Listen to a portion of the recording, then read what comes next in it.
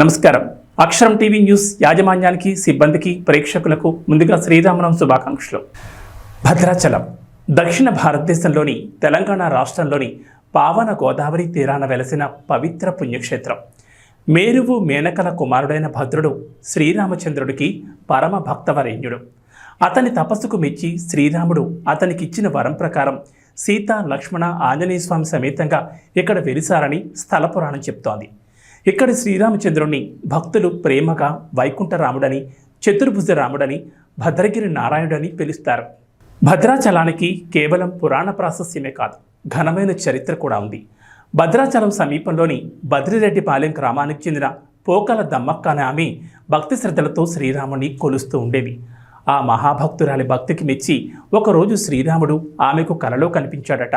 తాను గతంలో ఇచ్చిన వరం ప్రకారం భద్రగిరిపై ఉన్నానని, నన్ను మిగతా భక్తులు కూడా సేవించి తరించేలా ఏర్పాట్లు చేయండి.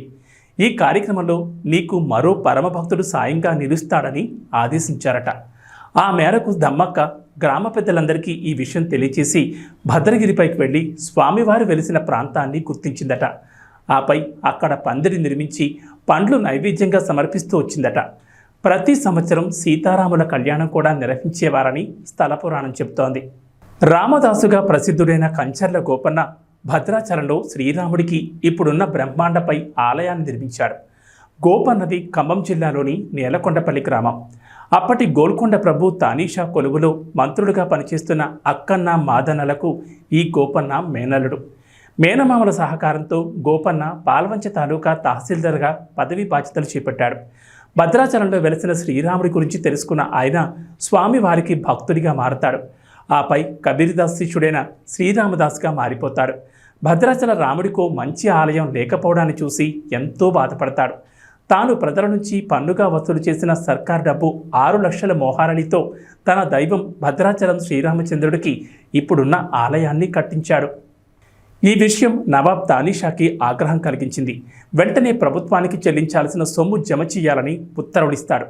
సొమ్మంతా భద్రాచలం ఆలయ నిర్మాణానికి వినియోగించా, ఇక నా దగ్గర ఏమీ మిగల్లేదు ప్రభు అని విన్నవిస్తాడు రామదాసు. దీంతో తానీషా రామదాసును గోల్కొండకు రప్పించి బందీఖానాలో ఖైదు చేయిస్తాడు. 12 ఏళ్ల పాటు రామదాసు ఆ బందీఖానాలో నానా కష్టాలు అనుభవిస్తాడు. ఆయా సందర్భాల్లో అతను భద్రాచల శ్రీరాముడికి తన దుస్థితిని మొరపెట్టుకుంటూ ఆర్తితో ఆలపించిన వందలాది కీర్తనలు ఆ తర్వాత ప్రపంచ విఖ్యాతమయ్యాయి.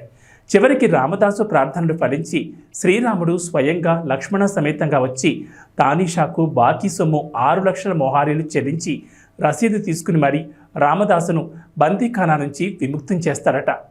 ఇప్పటికీ అప్పట్లో శ్రీరామదాసు తన ఆరాధ్య దైవమైన శ్రీరాముడితో పాటు సీత, లక్ష్మణ స్వాములకు చేయించిన పలు ఆభరణాలు, తానీషాకు శ్రీరాముడు స్వయంగా చెల్లించిన బంగారు మొహారీలు, ఉత్సవ సామగ్రి, అప్పటి శాసనాలు, పరికరాలు ఆలయంలో చూడొచ్చు.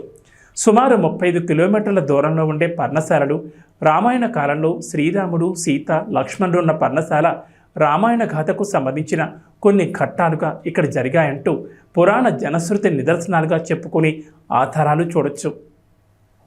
ఈ సందర్భంగా తెలంగాణలో భద్రాచలం రాములవారి ఆలయంలో సీతారామ కళ్యాణాన్ని అంగరంగ వైభవంగా నిర్వహించడం అనాదిగా వస్తున్న ఆచారం. అక్కడికి దేశ విదేశాల నుంచి భక్తజనం భారీగా తరలివచ్చి సీతారాములకు ప్రత్యేక పూజలు నిర్వహిస్తారు.